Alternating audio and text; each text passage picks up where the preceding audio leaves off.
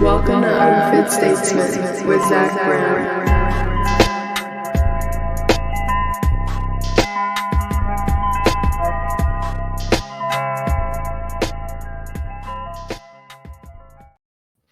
Ladies and gentlemen, welcome back to the show. I understand that there was a gap in episodes. I apologize for that. My schedule for the past 2 weeks has been a bit of a fuckery carnival.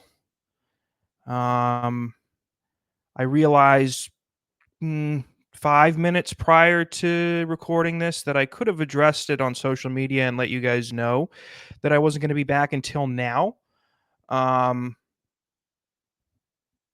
Yeah, I have a feeling that I have an odd feeling that there isn't as much overlap as my audience of listeners versus my audience of social media followers that you would think. I don't think there's as much of an overlap. I bet a lot of you, I think maybe all of you follow me on social media, but I don't think so. And I don't think a lot of the same people who follow me on social media listen to the podcast. I don't know why I think that. I just do. I think that. Is it correct? I don't know, but I think that. I think that's the case. So, although, yes, I could have been a bit more forthright about my 2-week vacation from the show, I don't know if many of you would have gotten the message anyway. I think. That's what I think about it. That's what I think about it. Quite honestly, I think you would assume I would have just so much to talk about because I was gone for 2 weeks, and that, all the news stories and pop culture goings on would have compounded in my head, and I would have this long list and just this well put together down the rabbit hole soliloquy about some fucking political topic. But that's not the case. I was too busy. I was busy as a busy boy. I was doing busy boy things. I was busy boy doing big boy things. Put your big boy pants on things. I was getting up and I was putting my big boy pants on.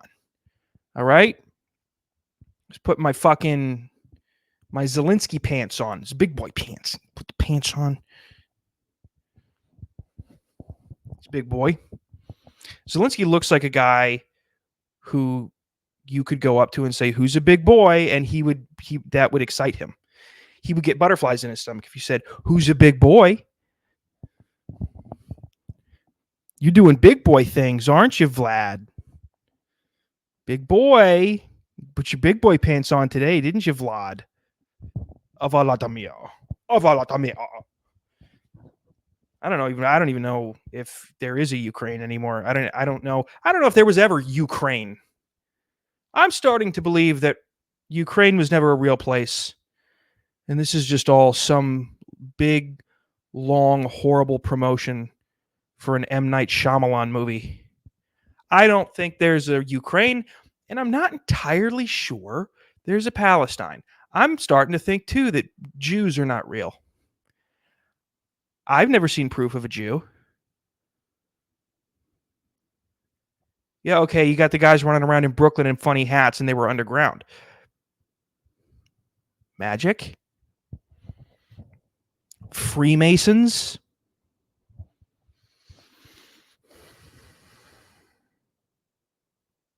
Alice in Wonderland background characters? Maybe those are the entrepreneurs who came up with the idea for escape rooms. I don't know. I'm beginning to think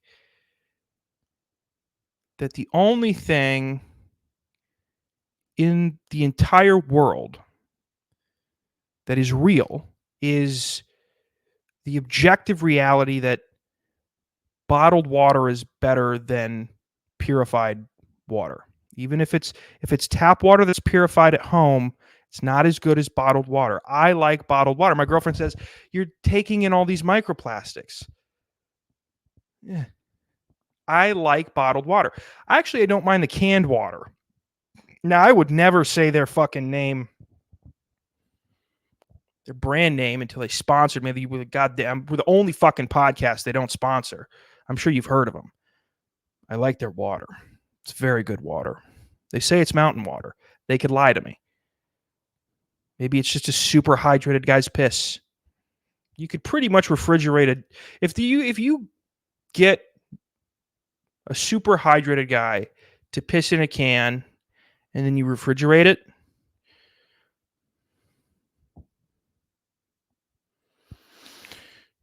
if I was drinking it and also doing something else, I could see a scenario where I wouldn't necessarily notice. I'm not saying I'm not drinking water blindly. I drink water with purpose. That's one thing I make sure I do. I drink water with purpose. Every time I take a drink of water, I think of all those kids in Yemen who could be using it. But no, they're not getting it. I'm getting it, and I'm drinking water, overhydrating myself until I'm bloated, and I contemplate throwing up. I've done that a few times. I don't know. Just get a little excited. You think, I'm just going to chug all my daily intake of water now. That way, later, if I don't drink water, I'll be fine. That's not the way to do it. We're back.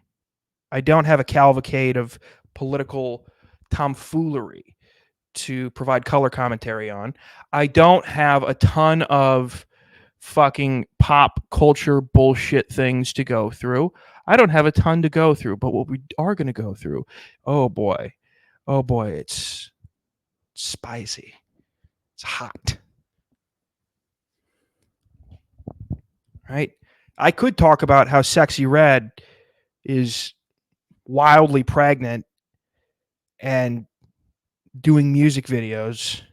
I heard a rumor that her water broke in the middle of a video shoot with Drake, and they went to the hospital and filmed the rest of the fucking music video in the hospital. I don't know if that's true, but based on her prior behavior, it wouldn't be a shocking offense, would it? It's not like I'm a historian of Sexy Red, but I know she filmed a music video in a prison when she was like clearly pregnant, like showing a lot. So if her water broke and said, "Listen, time is money," I guess it's an entrepreneurial spirit. It'd be a real shame if they went to film the rest of that music video and then she had the baby and it was a stillborn. It'd be good for the baby. You don't want to have a mother like Sexy Red, probably.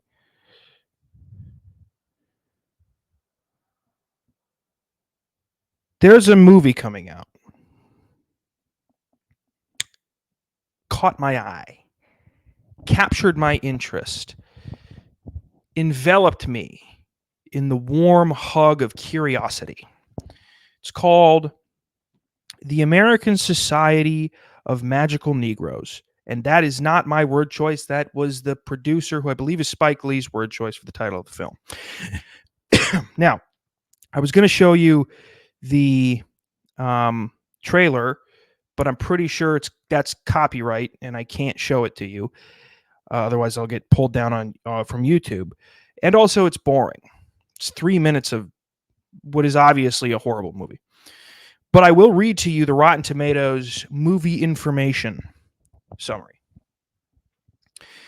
The American Society of Magical Negroes is a fresh satirical comedy inspired by the, quote, magical Negro, unquote, cinematic trope popularized in American cinema and television throughout the 20th century and first named and criticized by filmmaker Spike Lee.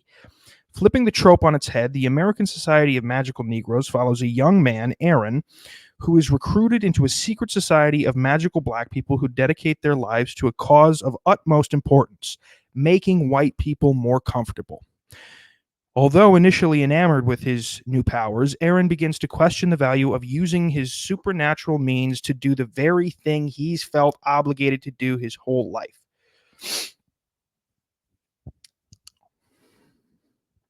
Have we reached peak woke movie? This is about I mean, there's woke elements to the film industry's questionable behavior over the past about a decade since Trump took office, at least, so 8 years, we'll say, where they inject woke elements into movies. Sometimes it's like a gay couple or a, a black lesbian superhero, or a remake that stars a gay James Bond who just gets fucked in the ass by every fucking supervillain that he's about to kill and save the world from, whatever it is. It's woke elements injected into the movies. This is a twist. This is a truly defining uh creative moment when it comes to woke production, woke content production, woke movie production, because it's satire. Right? It's supposed to be a rom-com, and the premise of it is the premise and the character arc, the story arc, is that of a black person feeling they have to make white people feel more comfortable, otherwise something bad will happen to him, and then getting to the point in his life where he feels that he is empowered enough to be proud of himself as a black man and not be scared of whitey, right? Snowflake, white privilege honkies. And so he questions it, and then I'm sure he decides, hey, I don't need to make white people comfortable. That's not my job, right? It's the pinnacle of woke movies. And that's fun. I haven't watched a new movie in a very long time. And I question how are movies making money? This is going to go to theaters, I believe.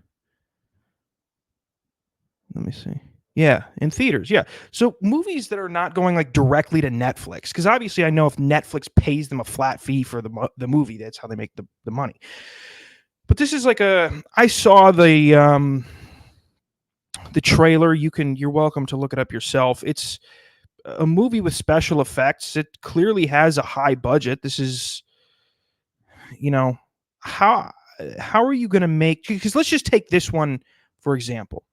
All right, how do they plan to make their money back? You are really narrowing your demographic that you're appealing to. Okay, one, and it's not just all the woke factors.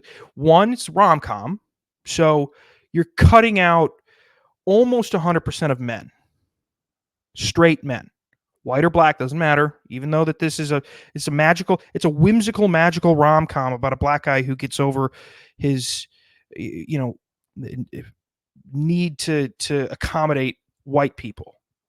Okay, yeah, that's okay. Stunning and brave for the black race. They're still not gonna fucking black guys aren't gonna watch this. A rom com about a magical guy. No, it's not gonna happen. Whites checked out as soon as they heard the title. Okay. So who do you have left? You have women, and you have probably the LGBTQ plus community. Okay. Now, throw in the woke theme. Now you've cut, on a conservative estimate, 25% of that. Right? So you're not appealing to a large group of people at all. In fact, it's for a feature film that's going to be released in theaters. It's quite small. It's quite a small demographic of people that you're appealing to. And this is not new. That's not new. A lot of the, we'll call it the 8-year duration from when Trump was elected to now. This is what the film industry's been doing. It's a rinse and repeat cycle of remakes sequels, prequels, with an overarching theme of woke. So, really quite piss poor production of film. Bad. Really, really bad, actually. Right? Now there's the outliers, right? For whatever reason, the superhero movies make a fuck ton of money. Right? Is that how they're making their money? Is that how they're supporting this type of bullshit? That these types of movies are the superhero franchises just doing that well that they're able to supplement these types of fucking films? Are they that successful? I don't know. I don't watch superhero movies. I always thought that superheroes were for children, which is why I didn't mind them when I was a child.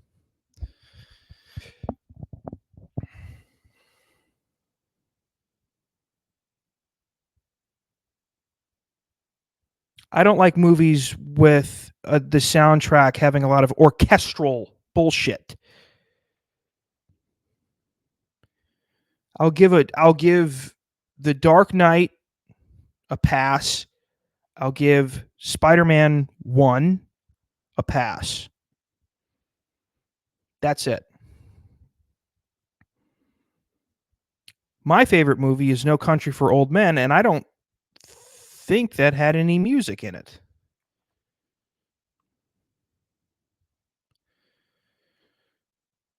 How are they making money? Okay, we have one thing. Okay, we'll say the superhero, the DC and Marvel universe movies are just, making enough money to feed themselves and bring the whole family with them, right? I don't think that's possible because they're spitting out these bullshit movies fucking, it seems like fistfuls at a time. So I don't know if that's necessarily the case, but we'll say that's okay. That's a potentiality of the situation. What else? What else? I can't think of anything else. I'd like to see what the amalgam net profit of these superhero movies are over like the 8-year period and see if it's anywhere near what it, would have been to supplement the money behind all of these bullshit movies from a donor perspective or from a fundraising perspective. I don't understand why anybody would fundraise. Forget the woke shit. Why would anybody fundraise or donate or not donate, fucking executive produce, where that's where you give your own money to, I think that's what EPs are, right? An executive producer is somebody who invests in the movie. I don't know. But why would you invest in a rom-com in 2024? This is not 2006. None of this makes sense. It's not just a political point about how fucking the woke. I have cat hair all over my fucking microphone. The cat's been sitting on my fucking microphone. Why would you invest? It doesn't make any sense. Where is the money coming from? How are they afloat? I'm beginning to think that all of Hollywood, all of the film industry at this point is just a money laundering operation for the CIA. I'm pretty sure that the CIA is starting to sell arms to cannibalistic Haitian militias, and the money that they get from them, they're laundering through the film industry, and that's the only way that they're able to produce this type of shit. And I'll get back to why I think it's the cannibalistic Haitian militias. That's not just an anti-cannibal or anti-Haitian or anti-militia statement, by the way. I'm anti-nobody. I'm open to everything. I am progressive. I am open-minded. Not to bad filmmaking, but I am progressive. I am open-minded. I will hear the cannibalistic Haitian militia leader out. Now, if he comes to me and he says, I myself enjoyed the American Society of Magical Negroes, I'm going to go, sir, I can't. What are we doing? I don't negotiate with terrorists. That is a real thing, by the way. I didn't make that up. We'll circle back to Haiti. We'll circle back to Haiti, folks. You know me. I come full circle. Okay? I'm not just throwing shit out there. I'm not just making shit up. You think I'm just making shit up? I'm not making shit up. There's geopolitical goings on that you have not heard of because I haven't had an episode in a couple of weeks. So, and that's why you come to me. That's why I'm valuable, because I give the incorrect political opinion on topics that you didn't know existed. What do you think about that? What do you think about that? You say, Zach, you were wrong about so and so. Yeah, well, did you even know about so and so until I told you about it? Maybe what I'm doing, maybe I'm the psyop. Maybe I'm the good witch in the Wizard of Oz, right? Yes, I'm a witch because everything I tell you is probably incorrect, but there is the silver lining that outweighs the negative because you didn't know about the topic prior to me being wrong about it, and then you went and did your own research and you verified that I was wrong, and now you're smarter for it. We'll get back to Haiti. You leave Haiti alone. They got a lot going on right now. I don't know where the money's coming from. I don't know where the money's coming from. I don't understand it. I'm not somebody who is super business savvy or savvy with finances or large sums of money. Although I will say my cryptocurrency portfolio that I forgot that I had until about 3 days ago is up right now.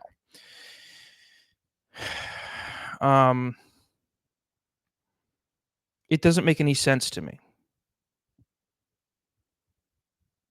Go woke, go broke, which is a true. It's so cliche to say that now because there's truth in that.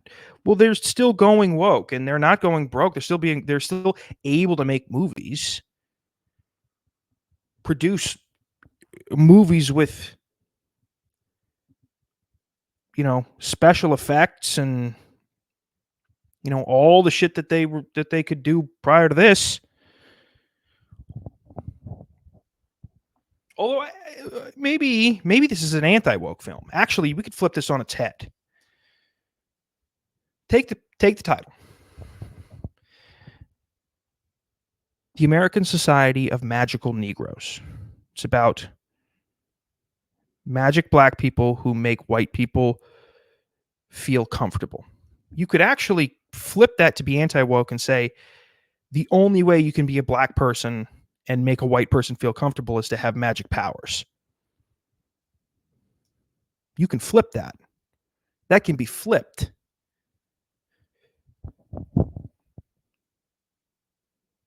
Maybe I'm wrong about this. Maybe this will appeal to a much larger audience than I once thought. The power of perception. Lord. Lord. Tell you so. Put that movie on the thing. Put that on the silver screen. Is that something that black people think? Hey, the one black guy who listens to this, is that something black people think? They feel that they have a responsibility to make white people feel comfortable so they can then live their lives, I guess is the theme. Is that really something? I mean, listen, I get it. If you're a black guy and you get pulled over and you say, I'm going to keep my hands on the steering wheel, sir. Yeah, that makes sense. You don't want to rile those boys up. You don't want to rile the cops up. I would understand why a black man wouldn't want to do that. I'd understand why a white man wouldn't want to do that. But just in everyday life, is that really something black people are worried about? Oh, is he comfortable right now? Is that something you've taken the responsibility for? Because I'll be honest with you, if it is, you're not doing all that great. And I should clarify, you're not making me feel uncomfortable. You don't make me feel anything. Black people don't make me feel anything. Comfortable or uncomfortable. I don't understand If you are, here's what I'll say. If you are like really going out of your way to try to make me feel super comfortable, you got to get better at it because I'm not noticing. There was one time a black person went out of her way to make me feel comfortable. And this was after a one night stand when I had first moved to New Jersey and I had gotten fucked up, hammered, what limp dicked it all night. Couldn't even, I was trying to squeeze the base just to get it in. Woke up the next morning, just fucking wrecked. Horrendous, brutal hangover. She was nice enough to order me a blue Powerade, a bottle of water, and at that time, something that I had never had before, a Taylor ham, egg, and cheese with salt, pepper, ketchup on a Kaiser roll. It's a breakfast sandwich specific to New Jersey. And I love them, and they're great. It's the first time I ever had one. It was fantastic. And I drank the Powerade, and I drank the water, and I ate the fucking sandwich, and it was she paid for it. And then I just left and never saw her again. And so, not the best character on my part, but she went out of her way to make me feel comfortable, and I noticed. Other than that, I don't really, and in all fairness, I don't see any other race going out of their way to make me feel comfortable, or any other white for that matter. But to be honest, I don't think that I don't think there's a movie about how Mexicans go out of their way to try to make white people feel comfortable coming down the pike. You know, in fact, I will say, I think I am more lenient. I think I have a wider scale of comfortability in public with black people than I do white people. Let me give you an example. If a black guy is like screaming, yelling in public, right? I don't necessarily immediately get uncomfortable or like get on like alert, because it's most likely it's just a gentleman not using his inside voice, right? I only wear one earbud at the gym because I lost my fucking left AirPod, and so I only wear one. And black guys talk on the phone, they scream at each other. I don't get uncomfortable in any way, shape, or form. A white guy screams in a public place. My first assumption is that he is yelling because he's emotional about something. Now, maybe he's overjoyed and he's like, oh my God, my long lost brother. Either way, right? Your first instinct is to go, hey, what are you doing? You get a little uncomfortable. You get a little uneasy. You're startled. You're alert. It could be a drunk guy, right? It could be somebody who's just angry, right? You're very rarely going to find a white person in public in normal conversation having it at a very high volume level. So I in that scenario, white people would be more likely to make me uncomfortable than black people. I will say, if you are a black person who comes up to me and asks me for directions, that makes me uncomfortable. I don't think that's limited to race now that I'm having a second thought about it. If you are anybody who approaches me and asks me for directions, I'm going to say, I'm calling 911. Why are you asking me for directions? You have a map. You have an application on your phone that you can type in wherever it is that you want to go. You don't have to know the name of the place even. You don't have to know where it's at. You can just type in gas stations nearby or restaurants nearby, and they will give you the direction. The app will give you directions. So if you've ever approached me and ask for directions,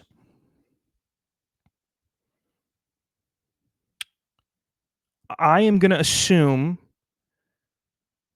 that opening question is a front for something I don't want to be involved in. This is going to evolve into a social scenario where I don't want to be involved.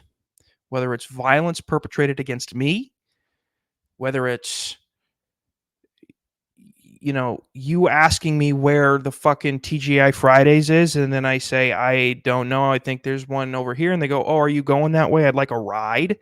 Whatever. I just know it's not stopping at thank you, sir, if I do give you directions to the location that you asked about. I know that. I know that. There's a follow-up question in there. That's a way, if you're a black person, that you can make me feel uncomfortable.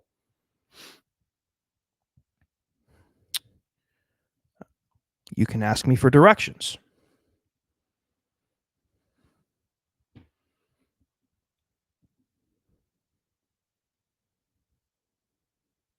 But we wish Spike Lee and the cast all the best.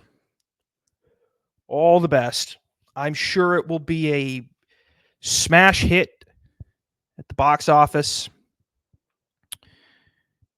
I'm sure critics they're gonna love it, right? I'm sure the New York Times and the LA Times and the Washington Post have already given it just stellar ratings. Stellar. I tell you what you can fucking expect if you go to that fucking movie in the theaters. You can expect a stinky fucking theater.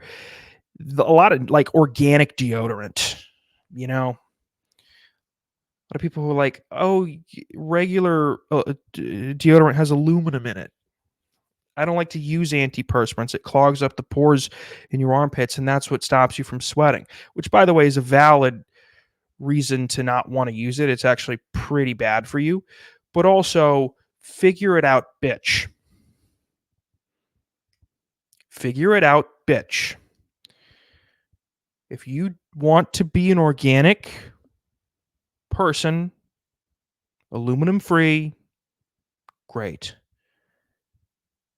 Figure out how to not make yourself smell like day old fish, right? Please. Whatever. If you're brand loyal to an organic deodorant brand, hey, good on you. I don't mind a little brand loyalty. I respect that. I admire that.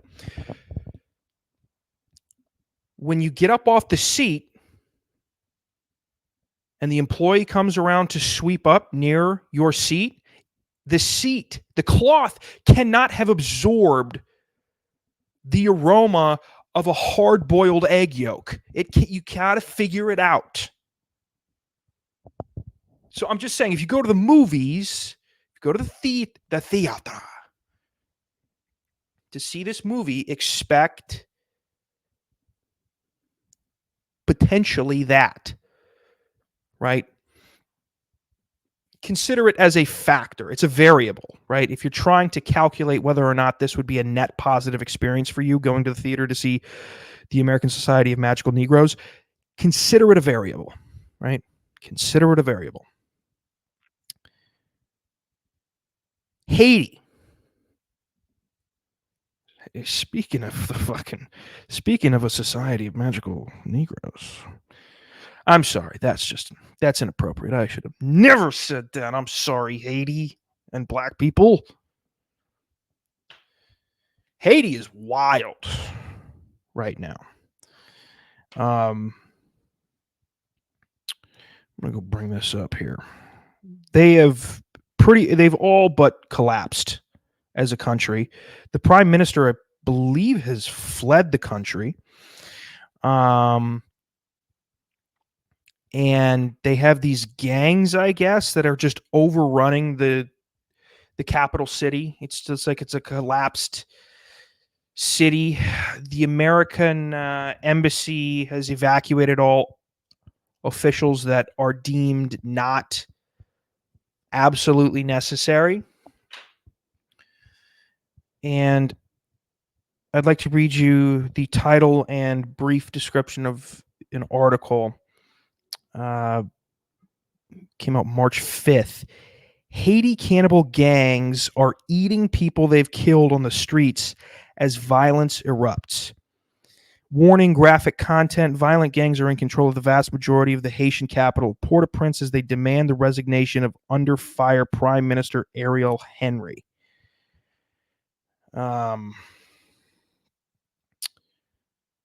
Wild. And so here's a video. It doesn't show any.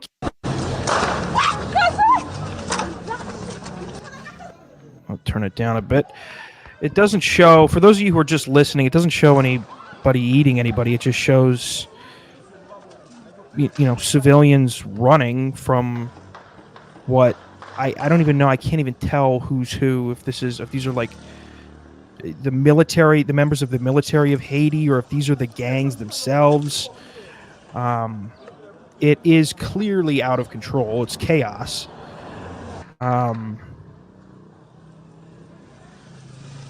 Yeah, I don't know.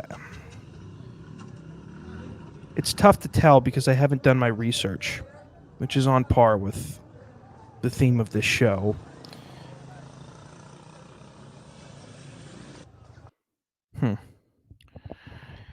But one thing that I found interesting,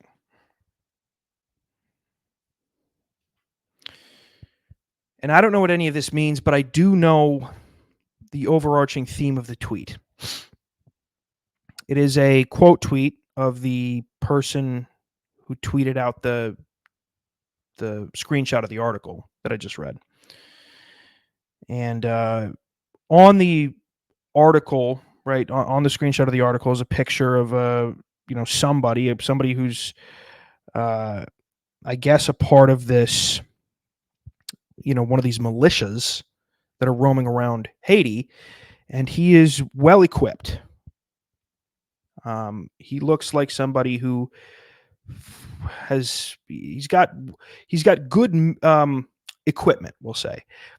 And that's what this gentleman is going to speak to here in this tweet. And I don't know what any of the make and models of this shit is or whatever, but this is what he says. That's a PTR 91, a knockoff HK51, a short barrel rifle, and 7.62 NATO, retail $1,500.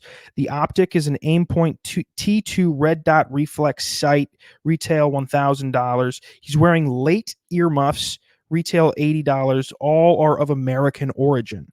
These Haitian, quote, gangs are better equipped than the IDF.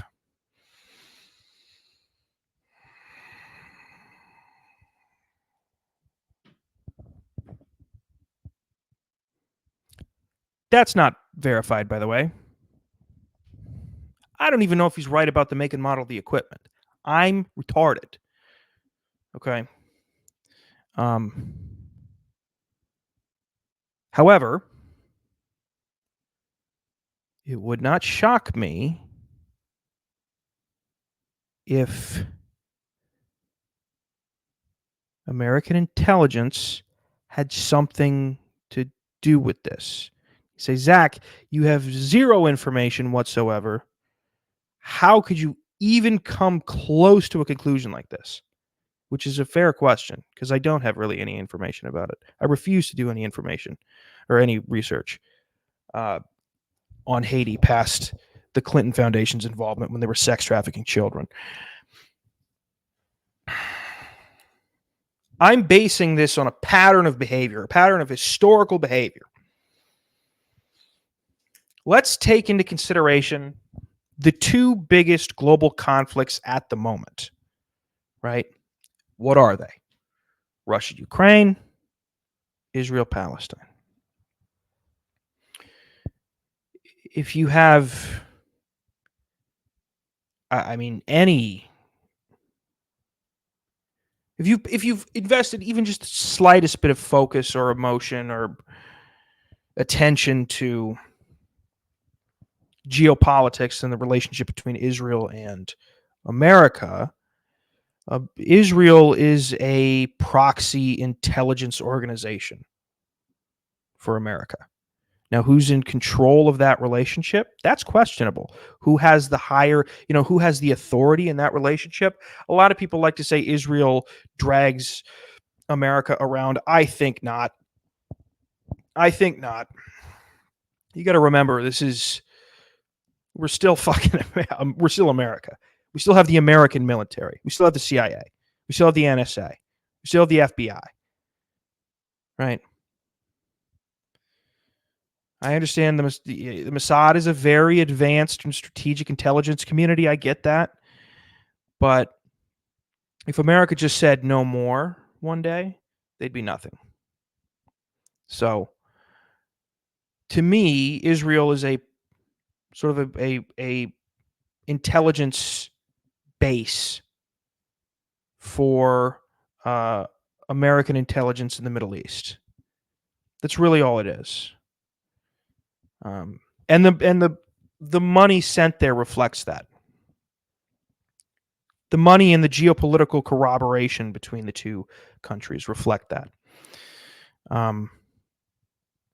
And with Russia and Ukraine, we've talked about this ad nauseum.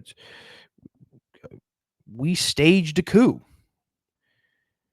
In Ukraine. It crescendoed to the Euromaidan Revolution, which ousted the democratically elected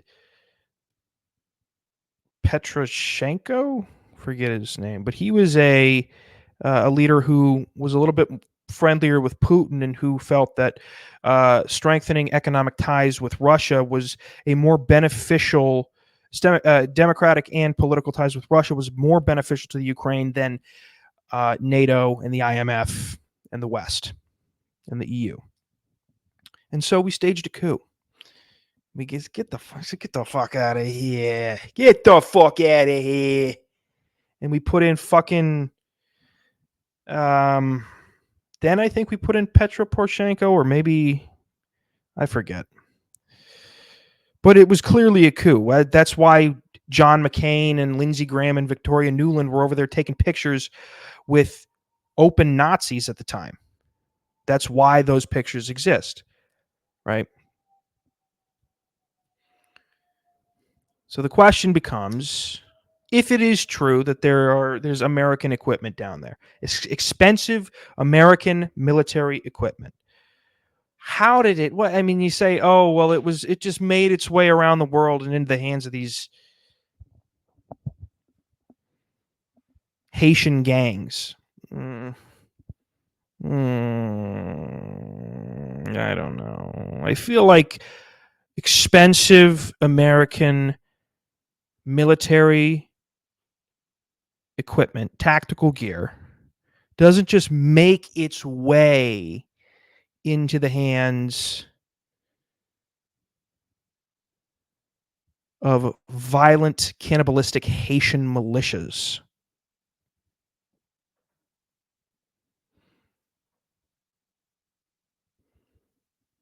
And I don't even know. Let's pretend this is an American intelligence psyop. This is a intentional, violent coup that is being supplemented by American intelligence. Let's pretend that. I don't even know at this point if they are pro or anti the fucking militias. What they could be doing is giving these militias military resources to make them look bad on a global stage so we can intervene and take them out. Or maybe we're just doing like we were doing with the Sandinistas during the Cuban Missile Crisis and the Cold War. I don't know. I do know that we were giving them guns. We got a little Ollie North situation going on. We got a little Barry Seal situation going on. Everything connects, folks. And if you don't fucking think so, think about this. if you've been with me for a while now, if you've been listening to the podcast for a while now, you'll know that the Sandinista drugs, the drugs that we were exchanging for firearms that we were bringing back into the country via Barry Seal and the Mena, Arkansas airport, is the reason why two boys from Arkansas named Don Henry and Kevin Ives were killed, put on the train tracks, and then staged like it was they smoked too much weed, passed out, and then they were killed. And it was covered up by then Arkansas Governor Bill Clinton, which allowed him to, leverage that into getting into a position of power because people had dirt on him. He was working with Reagan. He was working with the CIA. God, fucking allergies. I have a hunch is all. I'm not saying I'm right. I didn't even know how to spell Haiti before I read that article. I don't know. I just have a hunch is all. You got to go with your gut. You can't always overthink things. Paralysis by analysis. You can't always overthink things. And you know who I learned that from? This gentleman right here. You live with your dad. I ain't live with my dad. But wait, but I'm live right now with my mother, and I'll be live with gangsters. Because I'm GD and all these GD. I don't know what race this gentleman is. I don't think he could be a part of the American Magical Society. He looks perhaps a light Hispanic. I don't know. But for those of you who are just listening, well, first of all, let's take a listen again. Because again, this guy he's not getting caught up with the he's not analyzing things to a detrimental point. He's living life, right? He's a Ricky Williams type of guy. He sees the hole and he hits it. He runs downhill. He doesn't dance around in the backfield. He sees an opening and he takes it. You live with your dad. I ain't live with my dad. But wait, but I'm live right now with my mother, and I'll be live with gangsters.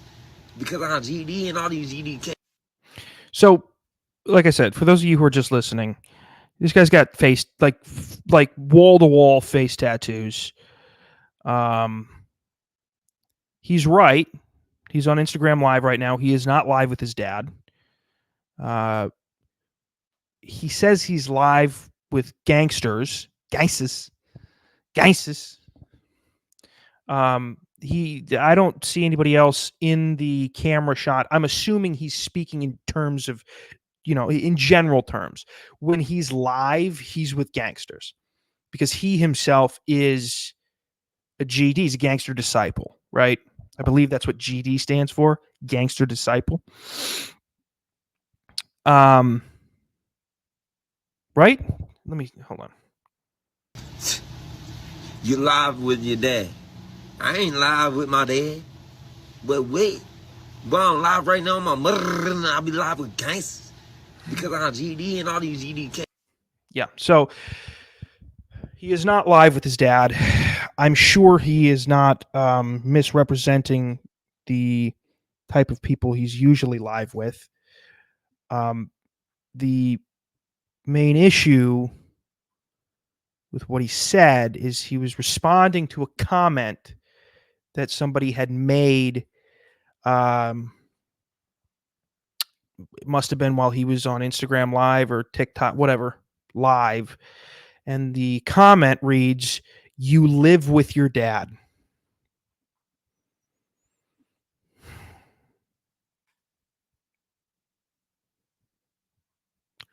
I mean, they are spelled the same. Living live.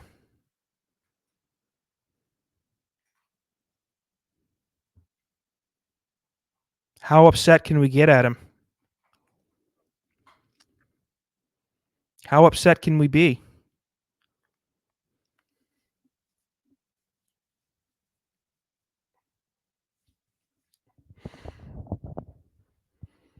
I mean, what? He's busy. He's live with Geises.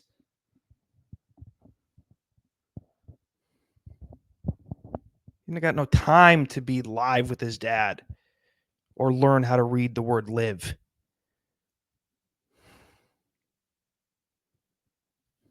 I like that noise he makes. You live with your dad.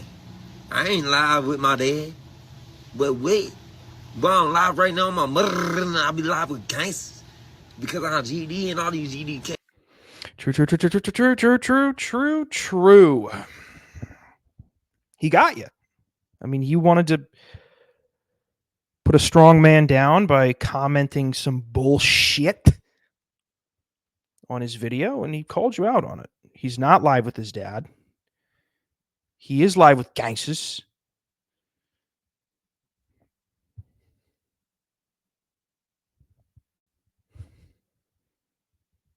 I mean, if you wanted to be more overt in what you meant by that, you could have said that you currently permanently reside with your father. Now, I'm not saying he would have been able to read that, but it at least would have been, there would have been no excuse for him to confuse the word. It's the same spelling. What are we going to do? Be mad at the gentleman? He's an entrepreneur. He's a businessman. He's not an overthinker. A lot of you folks out there are overthinking things. You're spending too much time thinking. But when you only think about things, you never actually do anything. All right? It's the difference between the Greeks and the fucking Romans. The Romans were doers. They were a group of retarded savages who were slightly less savage than the Celts and just a little bit smarter and built a fucking empire by just doing, by just continuously running into nomadic, or not nomadic, but maybe nomadic tribes of a loosely based ethnic group called the Celts, who usually resided around Germany, France, that area, maybe up into like Poland and across Eastern Europe. It was a big group of people, savages. I'm listening to a Dan Carlin podcast about it. Just barbarous behavior by the Celts. They would preserve the heads of decapitated soldiers that they had killed in battle in like big jars. It's an interesting culture. Point is, you're a thinker. He's a doer. There you go. We're coming up on the end of this pig. I thought I would never see this video again in my life. I think I did this on Are You Out of Your Fucking Skull, which is a Patreon only thing. You got to get over there. And we haven't done one in a while, but maybe get the fuck over there. Get over the fucking Patreon. This is, I guess, a early episode of season 1 of the Jerry Springer Show. And I had come across this maybe like a year ago, and then I just never found it again, and I was wondering where it was, but Lord hath blessed me. He delivered it upon my doorstep, and God forbid I be the one to not show it to you. Me withholding knowledge from you? I think not. There's nothing wrong with them, but you should race mix. But you wouldn't kill them. No. Kill Jews? You just send him back to Africa. Yeah. That's where he came from. But you all brung us here. No. You all brung us here. The Jews brought you here. The Jews brought you Paper here. that we gave you. White Christians had nothing to do with it. Big applause. How this look? Well, if your 4 white fathers thought we was some monkeys and some dogs and stuff, why don't your 4 white fathers rape us for my 4 ancestors or the rest of these 4 ancestors in here? Why did they rape us? And you so much monkeys and stuff. Why did they rape us? Or why did they beat us and stuff? Why did they touch us? Because I heard nobody don't touch no You're gonna have to monkey. repeat that. I can't understand what you're saying. That last woman sounded like the sister of You Live with Your Dad. rape us for put my four ancestors or the rest of these four ancestors in here? Why did they rape us? You're live with your dad. Doers, not thinkers. Right? That's what I want this episode to be about. Be a doer, not a thinker. Now, don't not think. Think before you do. But once you think about it, do it. Be a doer, not a thinker. We, as a collective, folks, are the American Society of Magical Doers. Right? We are the American Society of Magical Doers. Right? Some of us are the American Society of Magical Geises.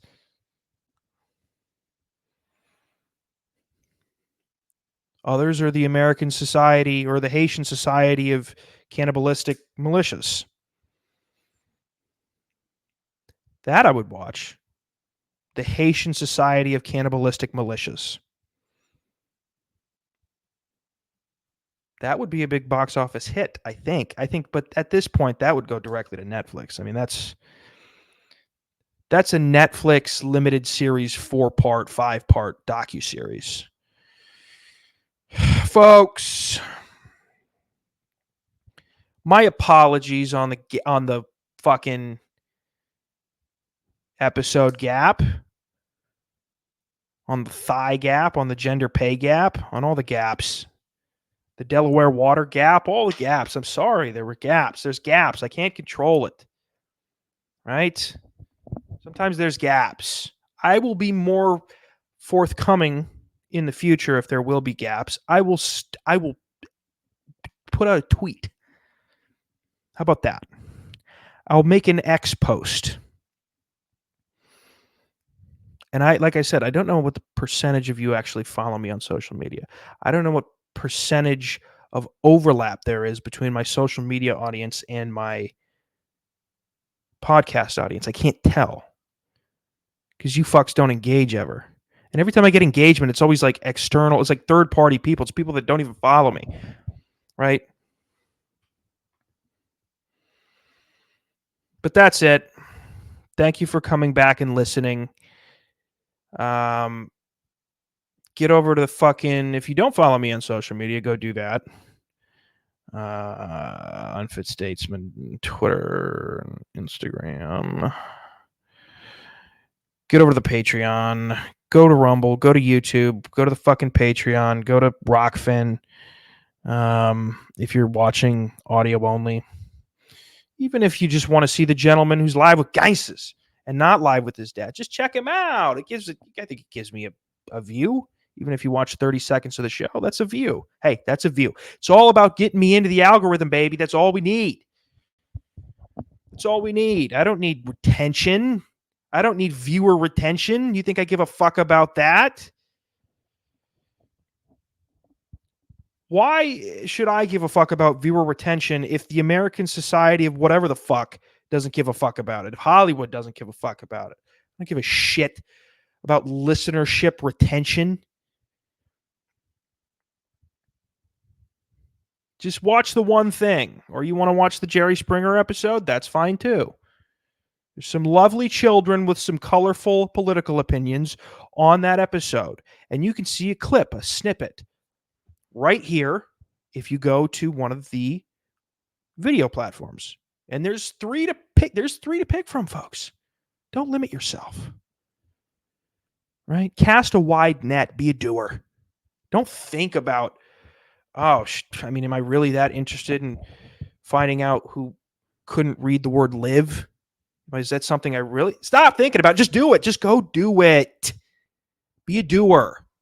You, as a member of the American Society of Magical Doers, should know better. You should know better. Don't go up to people and ask for directions. You've got an application on your phone that will do that for you. And so anytime, and this is something that you should take with you, anytime somebody approaches you and asks you for directions, always assume the worst of that person.